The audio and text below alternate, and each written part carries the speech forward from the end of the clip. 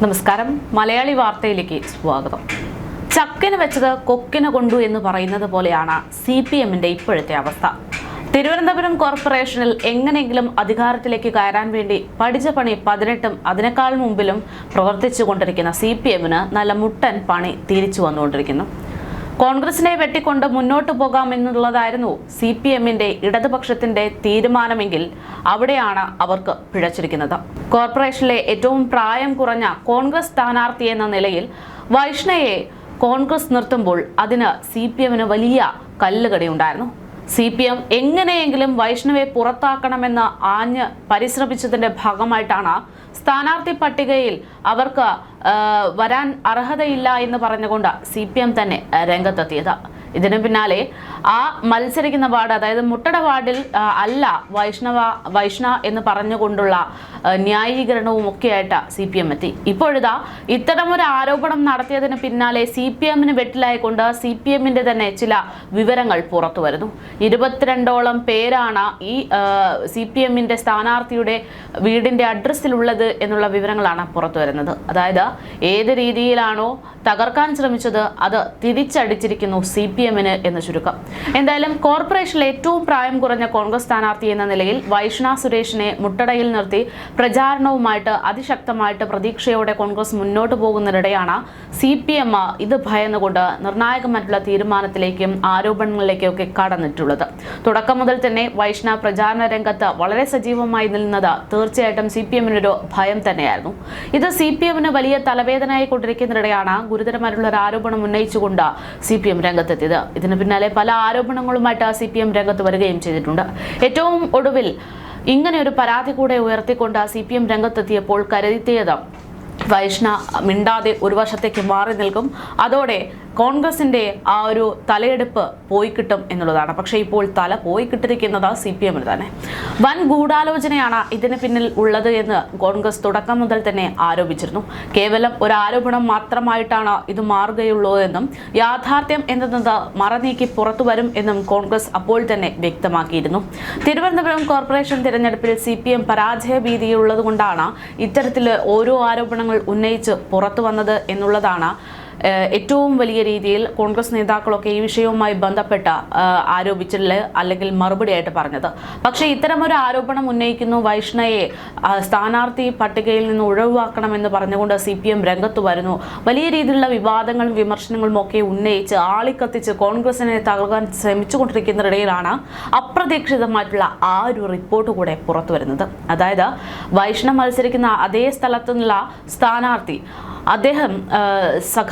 അദ്ദേഹത്തിന്റെ വീട്ടു നമ്പറിൽ 22 പേർ ഉണ്ട് എന്ന തരത്തിൽ, അല്ലെങ്കിൽ 22 വോട്ടർമാർ ഉണ്ട് എന്നുള്ള കണ്ടെത്തലുകൾ പുറത്തു വരുന്നു.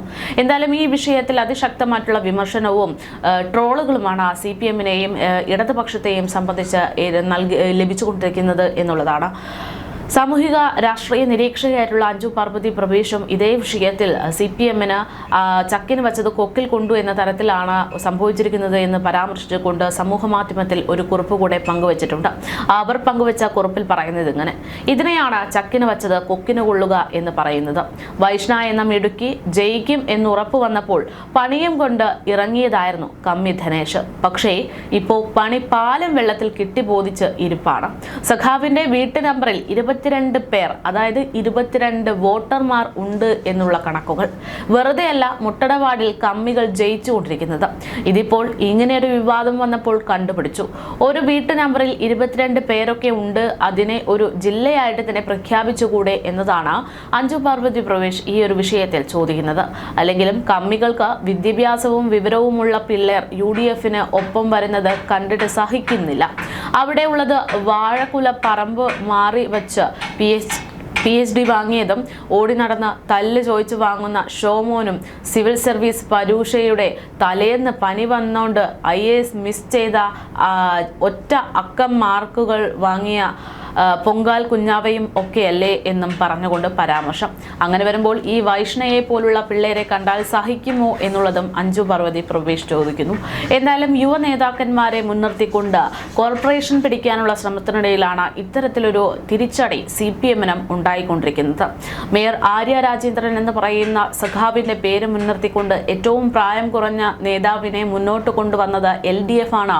LDF അതിന്റെ ഒരു മാതൃകയാണ് എന്നൊക്കെ പറഞ്ഞുകൊണ്ട് മേയർ ആര്യ രാജേന്ദ്രൻ അടക്കം അവകാശപ്പെടുമ്പോൾ അതേ രീതിയിൽ മറ്റൊരു പാർട്ടി മറ്റൊരു മുന്നണി മുന്നോട്ട് വരികയാണെങ്കിൽ അവരെ തച്ചുടയ്ക്കുക എന്നുള്ളതാണ് ഞങ്ങളുടെ നയം എന്നതാണ് LDF ഈ വിഷയത്തിലൂടെ വ്യക്തമാക്കുന്നത്. എന്തായാലും വലിയ രീതിയിലുള്ള വിവാദങ്ങളും ആരോപണങ്ങളും ഒക്കെ ഇത്തരത്തിൽ മുന്നോട്ട് പോകുമ്പോൾ കോർപ്പറേഷൻ മുട്ടട വാർഡിലെ UDF സ്ഥാനാർത്ഥിയായി നിശ്ചയിച്ചിരുന്ന വൈഷ്ണ സുരേഷിന്റെ പേര് വോട്ടർ പട്ടികയിൽ നിന്ന് നീക്കി എന്നത് വാർത്തകൾ പുറത്തുവന്നു. ഇതിനെതിരെ ഇപ്പോൾ ഇന്ന് തിങ്കളാഴ്ച കോൺഗ്രസ് ഹൈക്കോടതിയിൽ ഹർജി നൽകാൻ തീരുമാനിച്ചിരിക്കുകയാണ്. അന്തിമ വോട്ടർ പട്ടികയും ഞായറാഴ്ച പുറത്തിറക്കി സപ്ലിമെന്ററി ലിസ്റ്റിലും വൈഷ്ണയുടെ പേരില്ലാത്ത പശ്ചാത്തലത്തിലാണ് കോൺഗ്രസിന്റെ ഈ നീക്കം.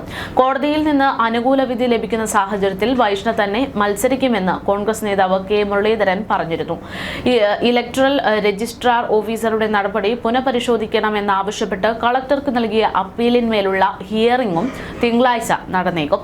വോട്ടർ പട്ടികയിൽ പേര് ചേർക്കാൻ നൽകിയ വിലാസത്തിലെ തെറ്റ് ചൂണ്ടിക്കാണിച്ചാണ് വൈഷ്ണയ്ക്കെതിരെ CPM പ്രവർത്തകർ ധനേഷ് കഴിഞ്ഞ ദിവസം കമ്മീഷന് പരാതി നൽകിയത്. ഇതിന്റെ പശ്ചാത്തലത്തിൽ ബന്ധപ്പെട്ട രേഖകൾ വൈഷ്ണ കമ്മീഷന് സമർപ്പിച്ചിരുന്നു. എന്നാൽ വോട്ടർ പട്ടികയിൽ അച്ചടിച്ചു വന്ന മേൽവിലാസത്തിലെ വീട്ടു നമ്പർ തെറ്റായിരുന്നു എന്ന കണ്ടെത്തലിന്റെ അടിസ്ഥാനത്തിലാണ് ഇവർക്കെതിരെ നടപടി സ്വീകരിച്ചത്. എന്തായാലും ഈ വിഷയവുമായി ബന്ധപ്പെട്ട് താൻ ഏറെ അസ്വസ്ഥയാണ് എന്നും ഇത് തീർച്ചയായിട്ടും CPM-ന് ഇടത് സർക്കാരിന് ഇടത് മുന്നണിക്ക് കോൺഗ്രസിനുള്ള ഭയം തന്നെയാണ് വ്യക്തമാക്കുന്നത് എന്നൊക്കെ പറഞ്ഞുകൊണ്ട് വൈഷ്ണ നമ്മളോട് പ്രതികരിച്ചിരുന്നു. വൈഷ്ണയുടെ വാക്കുകളിലേക്ക്. അല്ല, അത് കള്ളവോട്ട് എന്ന് പറയുന്നത് ഞാൻ ലോക്സഭയിൽ കള്ളവോട്ട് ചേർത്തു എന്നാണ് പറയുന്നത്. അപ്പൊ നിങ്ങൾക്ക് ലോക്സഭയുടെ വോട്ടേഴ്സ് ലിസ്റ്റ് പരിശോധിച്ചാൽ അറിയാം, അതേ അഡ്രസ്സിൽ തന്നെയാണ് എന്റെ ആധാറും ഇലക്ഷൻ ID കാർഡും എല്ലാം ഉള്ളത്. പിന്നെ ഞാൻ എങ്ങനെ കള്ളവോട്ട് ചെയ്യാം? അതേ അഡ്രസ്സ് തന്നെയാണ്. മാത്രമല്ല, അവിടെ നമ്മൾ ഈ വോട്ട് ചെയ്യാൻ പോകുമ്പോൾ അവിടെ ഓഫീസേഴ്സ് എല്ലാവരും ഉണ്ടാവുമല്ലോ. അപ്പൊ അവര് പരിശോധിക്കാതെ വിടുന്ന് ഞാൻ വിചാരിക്കുന്നില്ല. അങ്ങനെ വിചാരിക്കുന്ന ആൾക്കാരായിരിക്കും ഇങ്ങനെയുള്ള ആരോപണങ്ങൾ. കാരണം അവർക്കറിയാം ഇവിടെ മുട്ടട വാർഡിൽ കള്ളവോട്ട് ചെയ്യാൻ പറ്റുന്ന അവർക്ക് കോൺഫിഡൻസ് ഉള്ളത് കൊണ്ടാണല്ലോ അവരത് പറഞ്ഞത്. അപ്പൊ അതിൽ വലിയ കാര്യമൊന്നുമില്ല. ഇതിലിപ്പോ ഒരു വിജയ സാധ്യത കണ്ടിട്ടാണോ CPM ഇത്തരത്തിലൊരു പരാമർശം? തീർച്ചയായും അങ്ങനെ ആയിരിക്കും. കാരണം ഈ പറഞ്ഞ പോലെ ഞാനും അച്ഛനും അമ്മയെല്ലാം ജനിച്ചു വളർന്ന വാർഡ് തന്നെയാണ്. പല ഭാഗങ്ങളിലായതേ ഉള്ളൂ. അപ്പോ അതിനങ്ങനെയുള്ളൊരു പ്രശ്നം ഉണ്ടല്ലോ. കാരണം അവരുടെ കാൻഡിഡേറ്റ് വാർഡുള്ളതല്ല. അപ്പോ അങ്ങനത്തുള്ള പ്രശ്നങ്ങൾ ഉണ്ടാവും.